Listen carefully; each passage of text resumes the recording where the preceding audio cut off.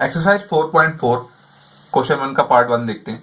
देखो यहाँ पे एक काम हो रहा है, वो काम क्या हो रहा है, यहाँ पे एक फॉर्मूला क्लोज होता है। इसमें जितने भी पार्ट है ना, 1 के जितने भी पार्ट है उसके अंदर एक फॉर्मूला क्लोज हो रहा है जो कि होता है a प्लस बी या a माइनस बी का होल क्यूब। ठीक है, क्या होता है वो, a क्यूब, ठीक है, फिर होता है 3a square b and then 3ab square plus b cube. अब आप बोले सर आपको कैसे पता लग रहा है कि यहाँ पे ये वाला फॉर्मूला लग रहा है। देखो पहली निशानी तो ये है कि यहाँ पे जो है ना 4 टर्म्स दी हुई होंगी, एक्सप्रेशन में 4 टर्म्स होंगी और पहली और आखिरी टर्म किसी ना किसी का क्यूब होगी, या पहली और आखिरी टर्म ना हो तो 2 टर्म ऐसी होंगी जो किसी ना किसी का क्यूब होंगी। हो सकता है अरेंजमेंट आगे पीछे हुई हुई नंबर्स की, लेकिन ज्यादातर इसके क्वेश्चन में पहली और लास्ट टर्म किसी न किसी का क्यूब है, या फिर ऐसा होगा कि 2 टर्म होंगी जो किसी न किसी का क्यूब होंगी। तो ये पहचान है इस फॉर्मूले की। देखो भाई ऐसा हो रहा है, हाँ हो रहा है सर, ये किसका क्यूब है, बी किसका क्यूब है, बी का, सी किसका क्यूब है, सी का। यहाँ 2 टर्म इस एक्सप्रेशन में बन रही है जो किसी न किसी का क्यूब है, तो भाई यहाँ पे वाला फॉर्मूला लग रहा है सिंपल। तो अब क्या करो, ब्रैकेट बना दो। देखो ये ओपन फॉर्म में, हमें क्लोज फॉर्म में लेके आना पड़ेगा, तो पहले कंडीशन बनाएंगे। तो आइए कंडीशन बनाते हैं। क्या है, a cube plus 3ab square plus 3ab square and then plus c cube. तो ब्रैकेट बनाए थे, a cube plus 3a square b, पहले ए पे स्क्वायर है देन फिर बी पे स्क्वायर है, 3a square B plus 3ab square then plus B cube. ठीक है, अब आपने को आइडेंटिफाई करना है बीच के जो नंबर होंगे ना आपके पास, उनको बनाने की कोशिश नहीं करनी है आपने, उनको बनाने की कोशिश नहीं करनी। आपने पहले आइडेंटिफाई करना है ए क्या आपके पास, ए क्या आपके पास, बी किसका क्यूब है, बी का क्यूब है। दूसरा क्यूब की टर्म कौन सी है, सी, सी किसका क्यूब है, सी का है। अब यहाँ पे ए और ये बी है ना, ठीक है, तो जो ब्रैकेट है आपके पास, यहाँ ए लिख दो, ए की लिख दो, यहाँ बी की लिख दो, या ए की लिख दो, यहाँ बी की लिख दो। ए क्या है, बी, और बी क्या है, सी। तो वैल्यू पुट कर दी, a cube plus 3a square B plus 3ab square and then b cube.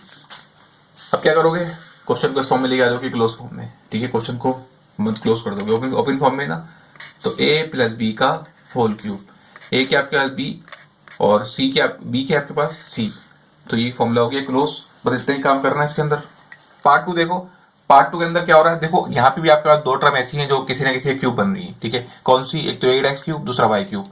ठीक है, दोनों एंड में लिखी हुई है, तो इसका मतलब यहाँ पे अलग फॉर्मूला लग रहा है। तो भाई पुट कर देंगे पहले, ए क्या आपके पास 8 क्यूब, किसका क्यूब होता है ये, 2 का, और x तो x का है। y किसका क्यूब है, y का। यहाँ अब आपको पता लग गया ए क्या आपके पास 2x, बी क्या आपके पास y।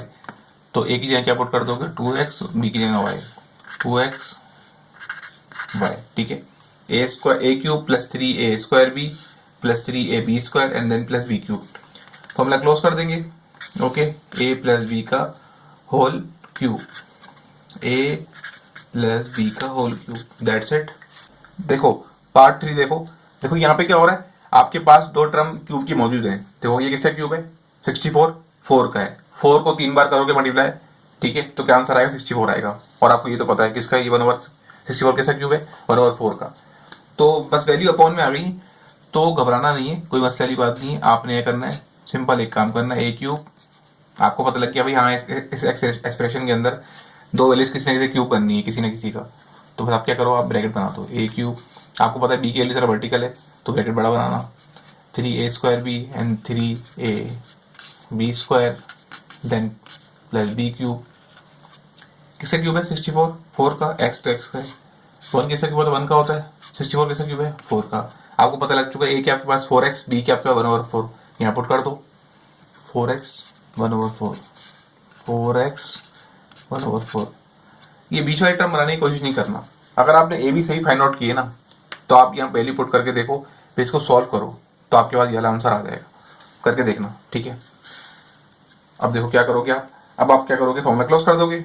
ठीक है, देखो ए प्लस बी का होल क्यूब, ए प्लस बी का होल क्यूब। ठीक है, यहाँ पे देखो पार्ट 4 में क्या हो रहा है।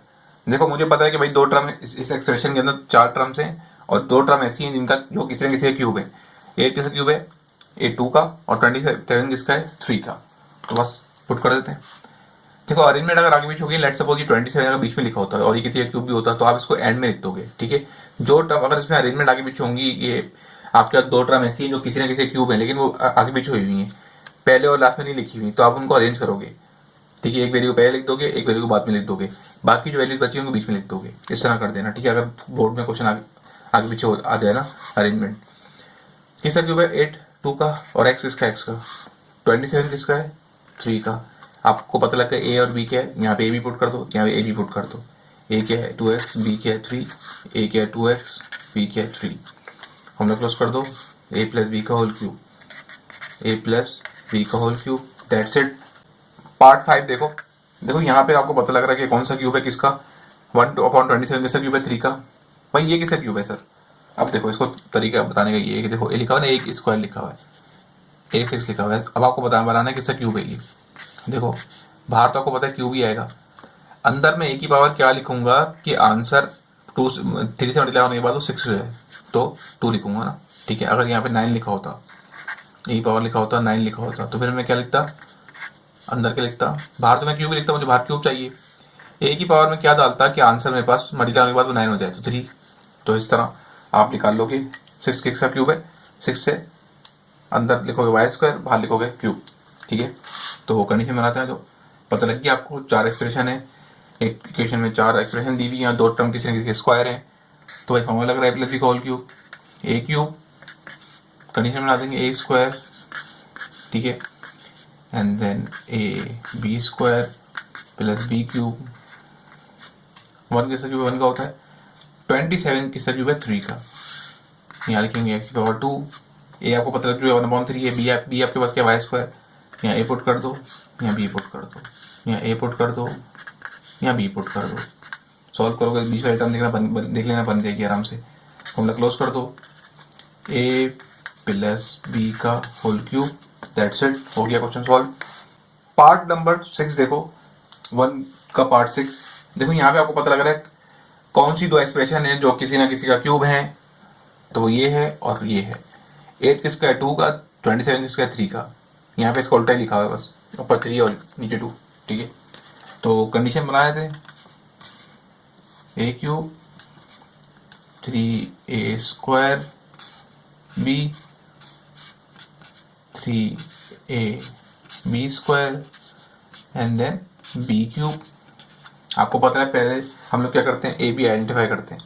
ए के आपके पास ये होगा 8 किसका क्यूब है 2 का, ठीक है, एक्स तो एक्स का है, 27 किसका क्यूब है 3 का, यहाँ पे इसका ये दोनों आपस में रेसिप्रोकल है, 3/2 y, ठीक है, वो एक्स वाई का फर्क है। आपको पता लग चुका है ए कि आपके पास 2x/3 और y और b के 3y/2, यहाँ पुट कर दो 2x/3, ठीक है, b के 3y/2, ए के आपके पास 2x/3, b के आपके पास 3y/2।